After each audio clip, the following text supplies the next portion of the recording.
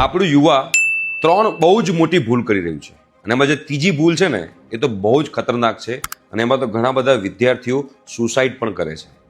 પહેલી સૌથી ભૂલ જે આપણા વિદ્યાર્થીઓ કરી રહ્યા છે એ છે નશો કરવો.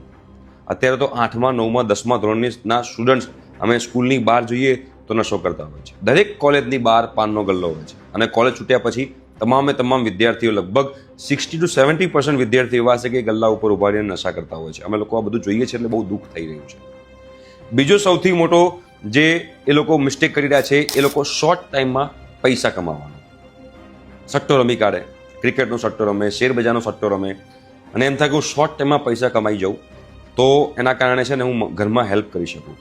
ઘણા બધા વિદ્યાર્થીઓ શોર્ટ ટાઈમમાં પૈસા કમાવાની જગ્યાએ પૈસા કમાવાની ઈચ્છાના કારણે એ લોકોની સાથે ફ્રોડ પણ થાય છે કે ટાઈપિસ્ટની જોબ આવી છે, આટલા રૂપિયા ભરો, આ જોબ છે, આટલા રૂપિયા ભરો અને પછી એ લોકો રૂપિયા ભરે છે અને પછી જે જગ્યાએ રૂપિયા ભર્યા હોય છે કમ્પ્લીટ ગાયબ થઈ જાય છે. અને ત્રીજી સૌથી મોટી ભૂલ જે આપણા વિદ્યાર્થીઓ કરી રહ્યા છે એ હની ટ્રેપ.